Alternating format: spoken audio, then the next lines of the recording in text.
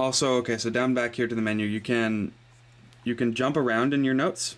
Or so, like, let's say you have one audio file for one day of notes, another audio file for another day of notes. You can jump between audio files with these. You have bookmarks. You can place a star if there's a particularly important part of notes that you want to bookmark, just like in iTunes or something, and then you can jump between stars. Jump to position of your audio. You can just kind of scroll back and forth to find which part of the audio you want to go to if going on the paper and mapping to the words isn't working for you. You have playback speed. You can play back the audio faster if you want, if your lecturer speaks slowly. And then you have the volume controls. You can change the volume so you don't blow out the speaker on your pen, and you can even mute it so it's not a distraction in class. So those are the fancy parts on the paper. It gets all the more fancy when you decide you want to take this to the computer. And so what you do to do that is you take your pen here, right? And you have a dock. And all you do is you just put the pen on the dock, right? And then your computer goes, oh, there's a pen on me. And you have this program called the Livescribe desktop here.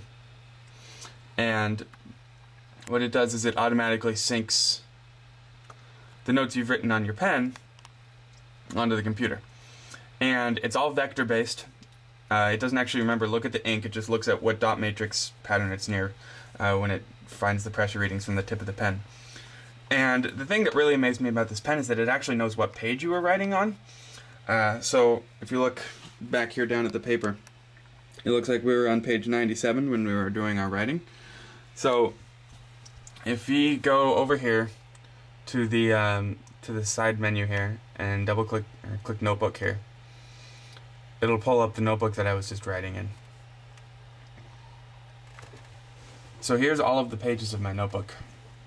And let's see, we said we were on page 97. So let's go to page 97. Scroll down a little bit here.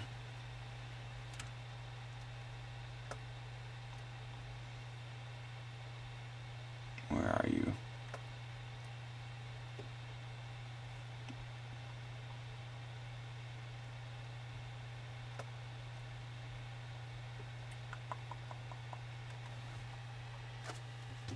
Is my pen?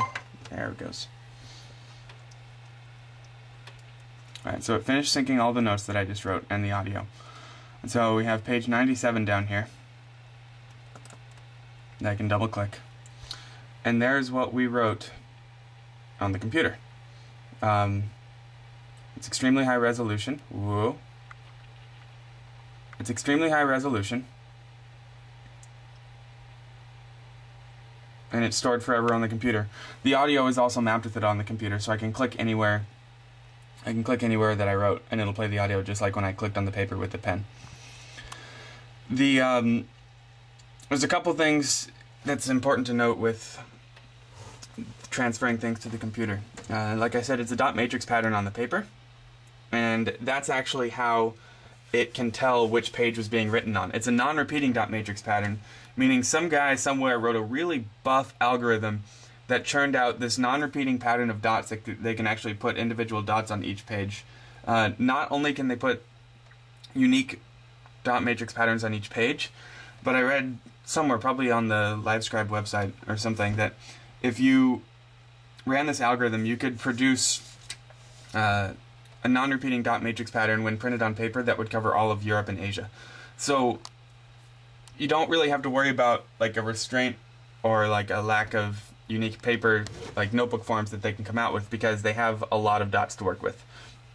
That being said, the computer will get confused if you have two different notebooks that happen to have the same dot matrix pattern, so it'll actually overlay and think that it's writing in the same book. What Livescribe has done for this is all of the books are numbered. The book that comes with it is actually called the, I believe it's called like the trainer book or the starter book, and it's just like a sample book and doesn't have a number. Any other spiral bound books that you buy here are going to have a number on them. I believe right now they have numbers 1 through 8, and they're all different colors. And so what you'd do is you'd use one of these spiral notebooks for each of your classes, one notebook per class. And then when you ran out of, like when you're done with the notebook, you would archive it, which basically means you save it all to your computer, you wipe it from your pen, and then you can buy another number 1 notebook and begin using it. But you can't use 2 number 1 notebooks at the same time, otherwise it'll confuse the pen. This is really only an issue if you have more than 8 classes at this point, because we have 8 spiral notebooks. They don't just sell spiral notebooks, they also sell, let's see, down here. They look like moleskin notebooks, but they're not. And they're nice little black memo books with smaller pages. You have the same menu controls down here and everything. But they're just nice for journals, design notebooks, if you're taking a design class, anything you just want to kind of keep track of.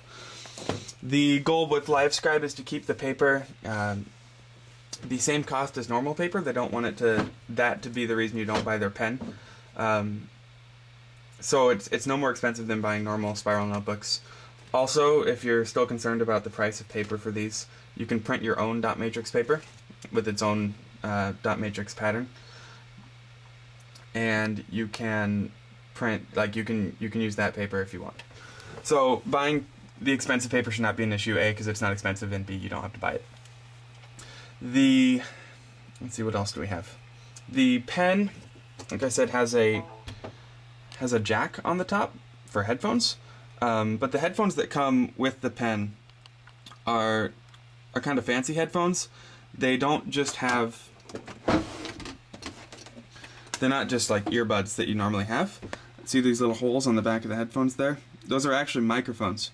So what you do is you wear your headphones in class and you plug them into the back of the pen, and it'll record what's being said in lecture in stereo, and it'll also record it how you're hearing it. So essentially it's possible to sit in the back of lecture hall and record without having to rely on the dinky little microphone that's actually on the pen. A couple of awesome more features here. To sync, like to get the pen all set up and everything, you have your settings box, which is on the inside cover of the notebook. You can set date, you can set time just by tapping. This is how you can change the menu voice on or off. Here's the playback latency I was talking about earlier. Audio quality, this will determine how much space the audio takes up on the pen. I have a 1 gig pen, so far it's been fine. And then microphone sensitivity based on what kind of room you're in. You can change pen, how you're holding the pen, which will change whether the menu is like upright or upside down. Display brightness, scroll speed, all these standard settings. The keyboard here doesn't quite work yet. I'm sure they'll implement some software to get it to work. But the awesome part here is the calculator. Remember how I used calc earlier? Well, this does the same thing, only it's got buttons, and then you can check the answer here on the screen. With the pen and the notebook comes a sticker sheet, and so you can actually take calculator stickers and stick them wherever you think you might need them, and then you can use them there.